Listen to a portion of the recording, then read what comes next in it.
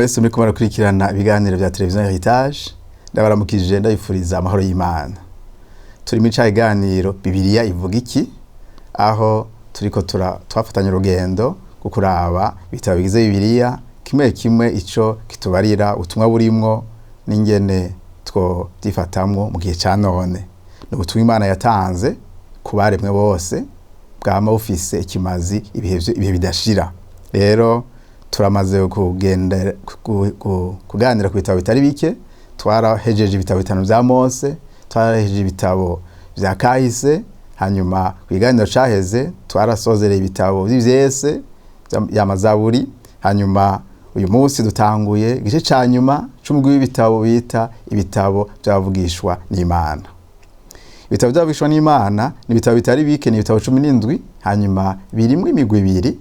Ibitabo 4 vya mbere ni ibitabo binini bavyitiriye ibitabo byavugishwa bakuru, hamwe n'ibindi bitabo 3 bito bito, ibitabo by'abavugishwa bato bato. Hanyuma izo bitabo rero nubwo bavugishwa babacamo iyo migwi ibiri, abavugishwa bakuru n'abavugishwa bato, so uvuga ngo bamwe barabagororosi cane abandi ntibarabagororosi n'ibindi. Oya, nibijanye n'uburemere n'ubunini bw'ubutumwa bari bafise. Hanyuma uyu munsi reka utangurire kuri Yesaya. Ikintu wabwira nuko ibitabo uko ari 17 kuntu vyanditswe ntibigenda bikuri, birashobora kugaburwa navyo nyene mu yindi migwi 3, aho ubona abavugishwa bamwe bavugishijwe imbere yuko Abisirayeli Abayuda bajanwa mu kinyago c'i Babuloni, hanyuma abandi bakeya baravugishwa mu gihe bari Babuloni, hanyuma abandi bakeya banyuma 3 baca bavugishwa bamaze kugaruka bavuye mu kinyago c'i Babuloni.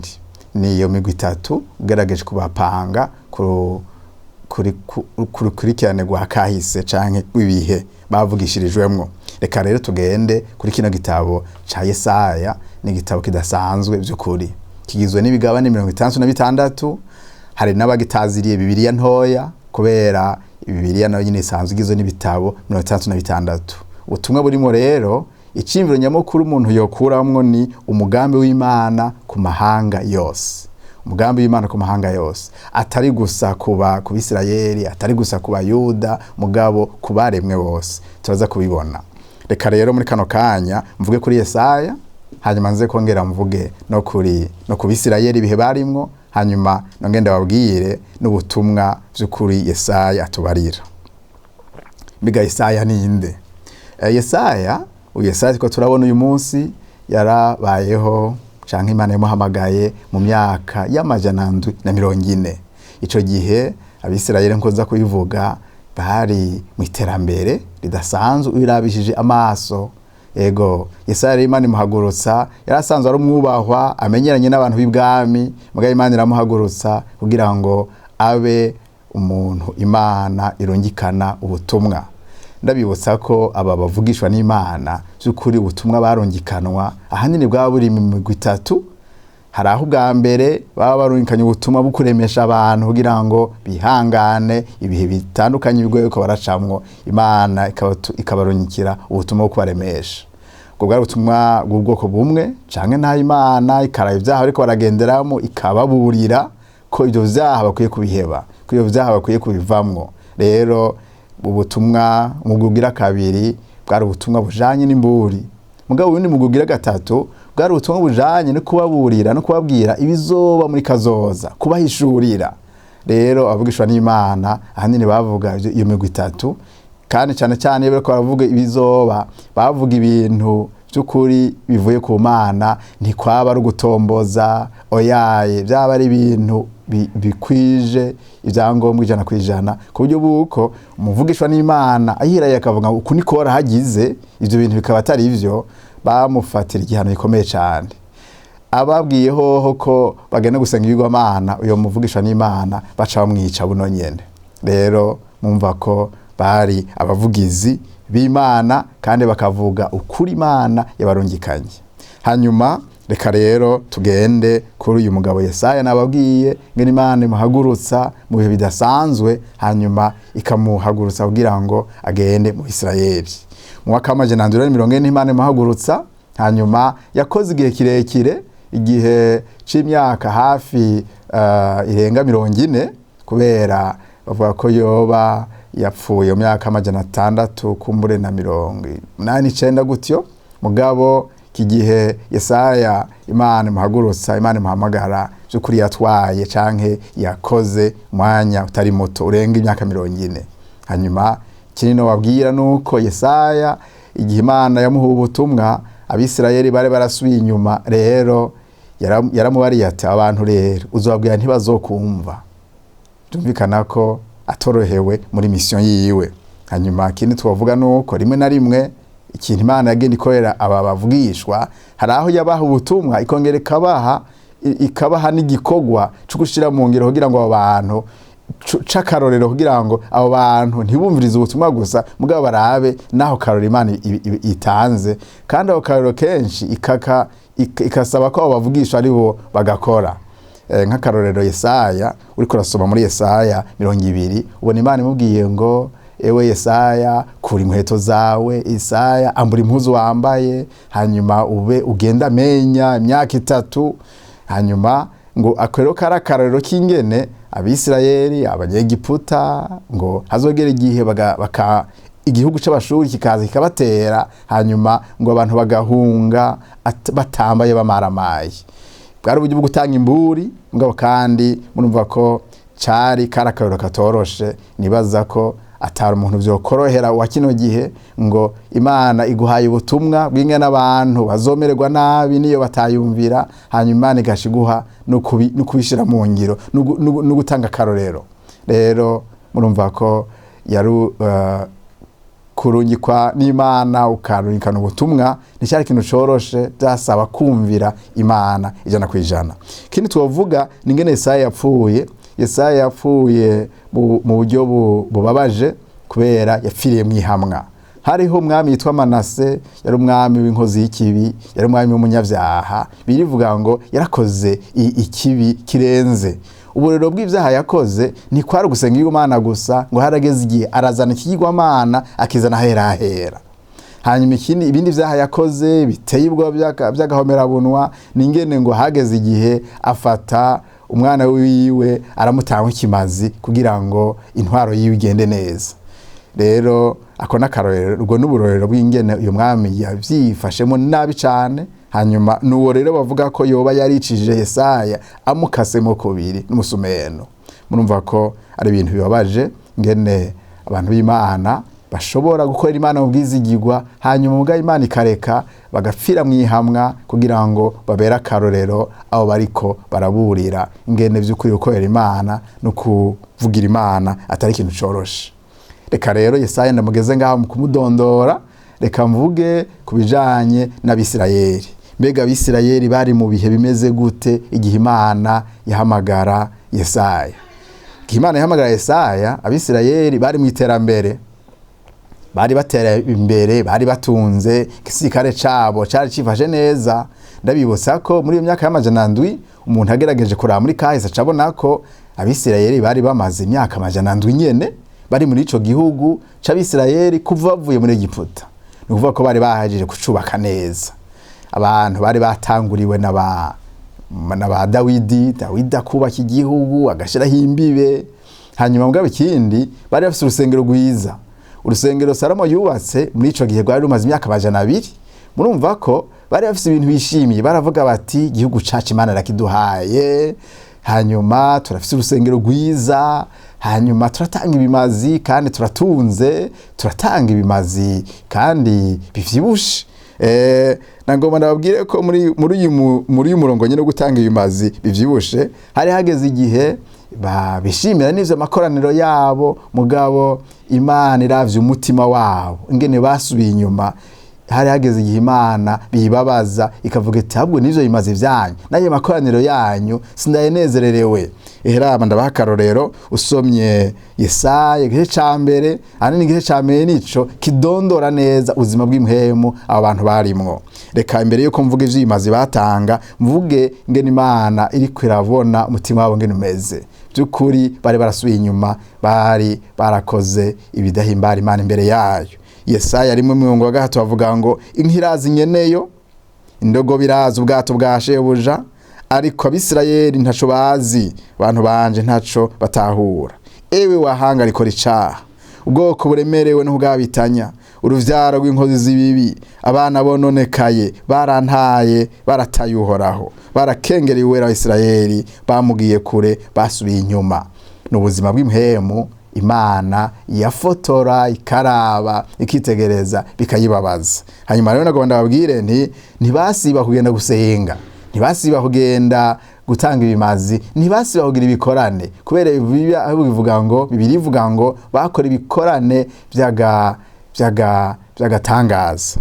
Ivuga ngo ibimazi vyanyu vy'isinzi bimariye iki? Niko haravuze ati mpaze ibimazi bituriwe vy'amasuguru, simpi n'ibinure by'ibitungwa bivyibushe, kandi simpimbagwa n'amaraso n'amashuri na ay'imyagazi y'intama, ay'imyagazi y'impene. Aha iratweretse ko aba bantu baratanga ibimazi, abantu baragenda mu makoraniro, mugabo kubera babikorana imitima mibi, imitima y'ivyaha, Imana ntiyayihimbara na gatoya. Hanyuma aravuga ngo iyo muje kunshengerera, n'indaba yababariye gupfa kukandagira mu rugo rwanje, ntimukongere kunshikanira amashikano ataca maze, imibavu n'igisesema kuri jewe. Eka sinshobora kwihanganira amakoraniro y'agahebuza avanze n'ibigabitanyo.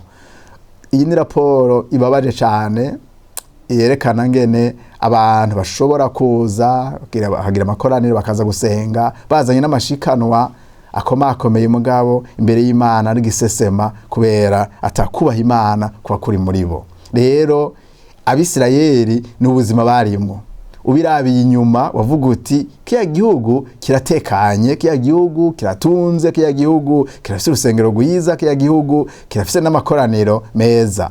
Mugabo Imana yavuze iti ayo makoraniro avanze n'ibigabitanyo, izo bimazi vyabo sinkibinezererewe, sinkibihimbariwe. Rero byari bibabaje cane, byari bibabaje gose, kubera abo bantu bari bacitse abanyedini badatinya Imana, mugabo baguma bakora ibikorwa vy'Imana. Aha by'ukuri ni ubutumwa budasanzwe Imana itari kurabwira gusa abisirayeli, mugabo iri kurabwira natwebwe abarundi, iri kurabwira abanyafrika, iri kurabwira abantu bose baremwe muri kino gihe. By'ukuri Imana iri kurahamagarira abantu kugirane, kurahamagarira abantu kudakurikiza gusa kudakurikiza gusa ibikorwa vy'idini, ibikorwa vy'amashengero yabo, mugabo kwiyumvira mu mitima yabo, mbega barubaha Imana, mbega muratinya Imana, mbega murakunda Imana, mbega ibikorwa mukora, amakoraniro mukora, amashikano mukora, muriko murabikora musunitswe n'umutima wo kubaha Imana. Kuko bimwe mu vyaha Imana yabagiriza, yavuga iti, usomye nko muri Yesaya 58, ategwa n'ivyo murisonzesha, mugabo mukagumana amatati, murisonzesha n'ivyo, mugabo mukagumana akarenganyo hagati yanyu. Ati nimufashe imfuvyi, nimufashe abapfakazi, nimufashe bakavantara, nimugarukana ubutungane hagati yanyu. Nivyo Imana iko irabahamagarira ko batokwihutira gusa kugenda mu makoraniro, ko batokwihutira gusa gutwara ayo mashikanwa, mugabo ko bobitwara ibitima yawo yejejwe. Nubwo buzima rero abisirayeli barimwo, nkuko nababwiye, inyuma ku maso bwaboneka n'ubuzima bwiza, mugabo Imana iravyitegereza isanga barayigararije. Nubwo rero butumwa Imana iciye runika Yesaya iramubarira iti abantu rero niyo batihana bazohanwa. Iratangurira ivuga iti igihanuro kizotangurira kuri rigihanga ryo mu buraruko ry'abisirayeli, imiryango 10 y'abisirayeli. Hanyuma mwaka 1922 abashuri baraza barabatera, barabambukana, baragenda. Hanyuma Imana kuva ico gihe citangura kuganira n'abayuda cane, ngere nabo niyo batihana, niyo batagora ku murongo, ko nabo nyene bazokwambukanwa nkuko abisirayeli bagenzi babo ya miryango 10 yambukanywe. Hanyuma nabo nyene mu mwaka wa 1965 hamwe bo bagiye mu maturo atatu, mu mwaka wa 1965, mwaka wa 587 n'umwaka wa 586, naho nyene tubona aba Babuloni yaraje itera igihugu c'abayuda, hanyuma baca nabo nyene barambukanwa nk'abisirayeli. Hanyuma ikindi gihe turiko turaraba ngaha nuko gusa Imana itagarukirije ngaho mu kuburira Abisirayeli, mugabo yavuze iti ego muzosanzara mugabo muzosubira mugaruke.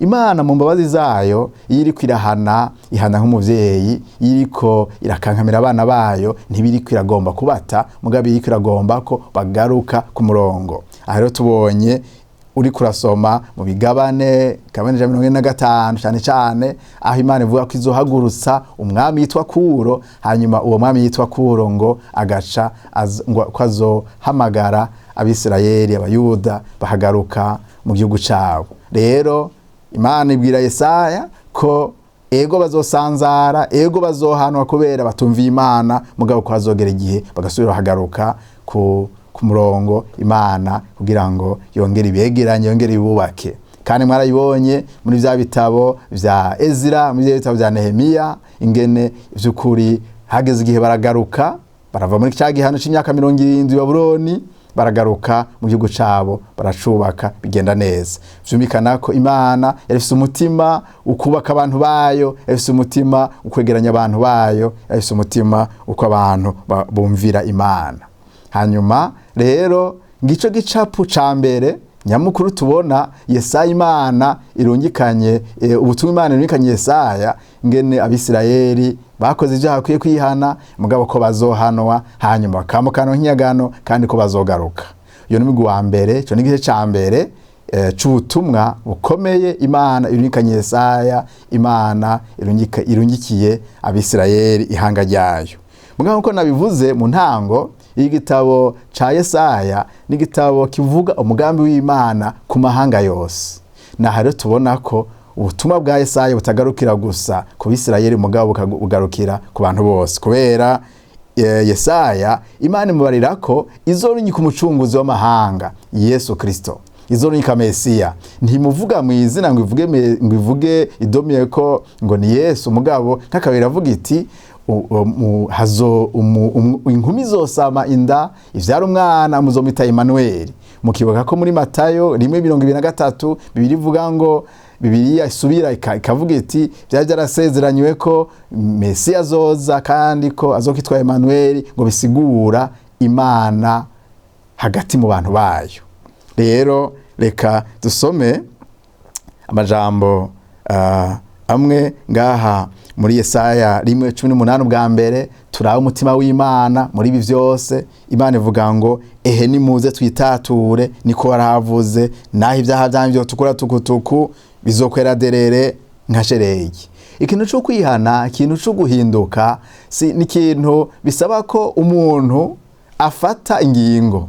Dukuri Imana ntibufata ku nguvu ngo wihane ku nguvu, oyaye. Imana irakuyereka ubwawe, ikakwereka ungene igukunda, hanyuma mugabe igasaba wewe munyavyaha ko wihana. Muzukuri no mutima w'Imana. Usomye iri jambo rya aha muri Yesaya 1:18 ukarisoma mu bindi bitabo vy'icongereza canke vy'ifaransa, ubona bakoresha ijambo ry'ukuganira ati nimuze tuganire, come and talk. Nimuze tuvyumvikane, mbega ko mwansubiye inyuma, mbega ko mwakoze ivyaha, nimuze twitature mwihane kugira ngo mushobore kuronka ivyiza. No mutima w'Imana, ni Imana idafata abantu kukagagazo kugahazo, mugabe igomba ko umuntu atahura ubwiwe hanyuma akihana ahagaruka ku murongo. Rero nagomba mvuge rero ngene Imana yahishuriye Yesaya ngene Mesiya azoza. Byukuri iki gihe hari gisigaye imyaka 700 kugira ngo Yesu aze. Mugabo Imana iramuha urutonde Yesaya ingene Yesu azoza, ingene Yesu ubutumwa azobafise ingene ubuzoba bumeze, ingene Yesu azobabazwa, kandi imuhishurira n'ingene hazoba ijuru rishasha n'isi shasha. Reka dusome amajambo yerekana ingene Yesaya yabwiwe ko Yesu azoza. Tumvikana ko Imana yacu ni Imana itihenda, ni Imana izi kazoza idonido. Yesaya 14 murongo wa kuri B havuga ngo raba inkumi zosama inda ivyara umwana w'umuhungu izomwita Emmanuel, isobanurwa ngo Imana iri kumwe natwe. Hanyuma no kuri 9 murongo 6 bavuga ngo kuko umwana tuvukiye duha umwana w'umuhungu ubutware buzoba ku bitugu vyiwe, azokwitwa igitangaza, umujenama, Imana y'ubushobozi, data wa twese ahoraho, umwami w'amahoro. Aha naho tubona ingene vy'ukuri Yesaya Imana imweretse ko Mesiya azovuka, ko azoba ari umwana w'umuhungu, ko azovuka ku nkumi, kandi ko azoba Imana, azoba ari Imana. Tumvikana ko Imana aha cyari gicapo ku Imana atari nyakamwe, mugabo ni Imana iri mu butatu, ni Imana yera, ni Imana imwe mugabo iri mu butatu bweranda. Hanyuma ikindi Imana yeretse Yesu, yeretse Yesaya, nuko Yesu gihazoza hari igikoba kizoba camuzanye. Yesaya 61 murongo wa 1 gushaka umurongo wa 2 havuga ngo muhemu uhoraho ari kuri jewe, kuko uhoraho yandobanuje amavuta ngo mbwire abaciye bugufi ubutumwa bwiza, yantumye gutubika imitima imenetse no kumenyesha abapfunzwe ko barekuwe, n'imbohe ko guzugururiwe, ngo menyeshe umwaka abantu, umwaka wo kwemererwamo n'uhoraho, n'umunsi wo kwihora w'Imana yacu, ngo nirure abagandaye bose. Ni ministere canke ni ribango Yesu ryamuzanye hano mw'isi kutangaza ubutumwa bwiza, kugira ngo aboro bumve ubutumwa bwiza, kugira ngo abantu bagendera umwijima, abantu bagendera mu buja bongere kwidegemvya. Rero ubutumwa Yesu mu gitabo ca Luka atanguye ministere yiwe, atanguye igikorwa ciwe, arinjira mu rusengero mu sinagogi agasoma igitabo Kaperinaumu, hanyuma asoma hanyine muri Yesaya akavuga, agasoma ya majambo acavuga ngo ibi bintu vyavuze uyu munsi birashitse. Rero ubutumwa nibwo bwazanye Yesu kubohora abantu ivyaha vyabo, mugabo kandi no kubatabara kugira ngo babo bakire ivyaha vyabo. Hanyuma tubona ikirecho cazanye Yesu mwisi, kandi tubona n'abantu bariko barakurikira Imana arico bahamagariwe kubwira abantu ubutumwa bwiza, mugabo kandi barahamagariwe kugarukana urutonde mu kibano, abacinyijwe, ababoshwe bohe ubusa, kugira ngo bidegemvye ubutumwa by'ukuri bwagutse butagarukira gusa kwihana ivyaha, mugabo bugarukira no bushika no ku buzima buhindutse mu kibano. Hanyuma Yesu ntiyaje kuvuga ubutumwa bwiza gusa, mugabo yaraje kandi no kwitanga ku musaraba. Ibi navyo Yesaya arabibona mu buryo bwagutse.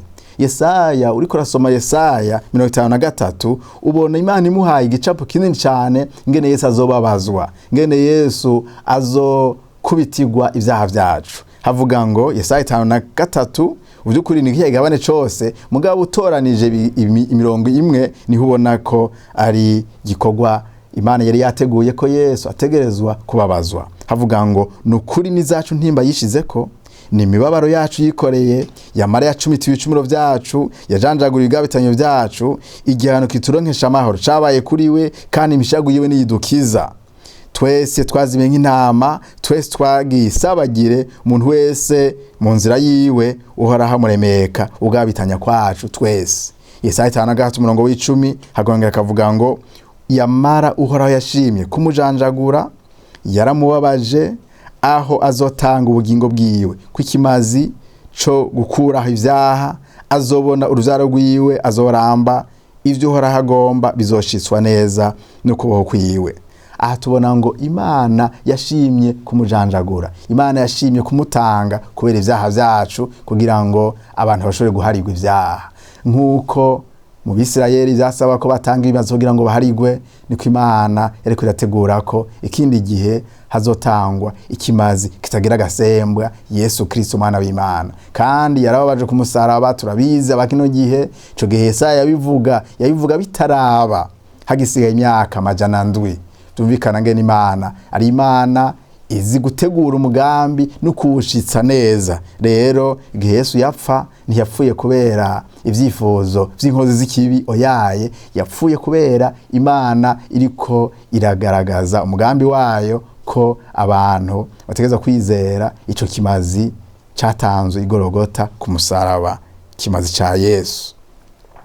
Hanyuma sivyo gusa rero Yesaya Imana imweretse, nababwiye ko Yesaya Imana imwereka imurikanye ubutuma bw'amahanga yose, umugambi gucungurwa. Tubona mu gitabo ca Yesaya nyene uri kurarangiza ibigabane vyiwe 65 avuga ku kintu c'ijuru rishasha n'isi shasha. Avuga ngo 65:17 kuko raba ndarema ijuru rishasha n'isi shasha, ivya mbere ntibizokuba kwibukwa ukundi, kandi ntibizoruha vyiyumvigwa. Ngaha tubonye Yesaya Imana imweretse ko Imana izozana ijuru rishasha n'isi shasha. Inyuma yuko Mesiya aza, inyuma yuko Mesiya atangwa ku musaraba, inyuma yuko abantu babwirwa ubutumwa bakizera, ko hazogera igihe Imana igahindura urutonde, ko hazoba ijuru rishasha n'isi shasha. Iki ni ikintu Yesu ariko arigisha ataguye gose ngo avuge ido n'ido, mugabo ariko arasezera abigisha yababwiye ngo ndagiye kubategurira hanyu. Hanyuma Petero intumwa yiwe nawe nyene arabigarukako mu cete yanditse. Petero gicete cyaciwe ca 2:13 avuga ngo ariko nkuko yasezeranye tureretse ijuru rishasha n'isi shasha, ivyo hugoroka kuzobamwo. Ngaha rero niho ucubona ko Imana ifise umugambi munini wagutse, utagarukira gusa ku Bisirayeli, utagarukira gusa ku Bayuda, mugabo ugarukira ku baremwe bose. Ko hari umugambi wo gucungura amahanga, hari umugambi wo kuzana ijuru rishasha n'isi shasha. Rero ni igitabo ca Yesaya tubonye, igitabo kidasanzwe cerekana ko vy'ukuri Imana yacu ni Imana icungereye ukurikirane rw'ibihe. Ni Imana hagera igihe mu gihe kanaka igahagurutsa umwami, ico gihagurikije kuro kugira ngo Abisirayeli babe barasanzaye bagaruke. Mugabo kandi ni Imana hageze igihe irarungika Yesu mw'isi. Irarungika Yesu mw'isi kugira ngo abamwizeye bakizwe nawe, kandi yaraje. Hanyuma by'ukuri uyu munsi ikintu twiteze n'ugaruka kwiwe. Hanyuma mugabo tukimwiteze duhamagara gukora bya bikorwa Yesu yakora. Ibikorwa vy'impuhwe mu kibano, ibikorwa byo kwamaza ubutumwa bwiza, ibikorwa by'uko abantu bihana bakanywana n'Imana. Nuko rero nagomba muri kano kanya ntere soza kino iganiro canje. Iganiro cacu turiko turaraba ubutunzi buri muri kino gitabo ca Yesaya. Ni ubutunzi budasanzwe bwerekana umugambi wo gucungurwa kw'amahanga yose. Ni igitabo by'ukuri batitaziriye ko ari Bibiliya ntoya, kubera uravye uburemere bw'ubutumwa burimwo, ukaraba ibigabane 66 bihuriranye n'ibitabo 66 bigize Bibiliya. Mugabo kandi twabonye ngene igitabo cy'ukuri cy'uyu muvugishwa n'Imana ari igitabo kirimwo amakuru adasanzwe, ngene Imana ikunda abanyavyaha, ingene igomba ko bihana kugira ngo bagaruke ku murongo. Mugabo kandi ni Imana ihana, yarahanya Abisirayeli atakagongwe, yarahanya Abisirayeli basanzaza, mugabo mu nyuma irongerera begeranya kubera kwa rukundo rwayo. Hanyuma nagomba nkuko rimwe mpanda bikora, mpora ntanga iciyumviro kijanye n'ikibazo abantu bashobora kugenderamwo muri kino gihe, hanyuma bakaza ati mbe iki kintu biri kivuga ku iki. Muri kino gihe hariho abantu Imana iko irahagurutsa ikabaha ingabire zitandukanye, kabaha ingabire y'ubuvugishwa, hanyuma rimwe na rimwe ugasanga bariko baragomba kwiyitiranya nabo bavugishwa ba Yesaya, abavugishwa ba Yeremiya, abavugishwa b'icitegererezo badasanzwe. Nagomba babwire naho Imana yohagurutsa umuntu uyu munsi akitwa umuvugishwa, ntashobora kungana nabo ba Yesaya, kubera aba nibo bashizeho urufatiro rw'ivyo tuvuga uyu munsi. Rero uw'Imana yohagurutsa imuhagurutsa kugira ngo yibutse abantu ibi vyavuzwe, ntaza avuga ibintu bishasha. Mugabo Imana iramuhagurutsa kumbere kugira ngo aremesha abantu bariko baraca mu bibazo bitandukanye, kugira ngo abantu bariko baraca baragendera mu vyaha, kugira ngo abantu bihane, hanyuma kugira ngo kandi abantu bongere kwibuka umugambi w'Imana, kw'Imana izozana inganji yayo.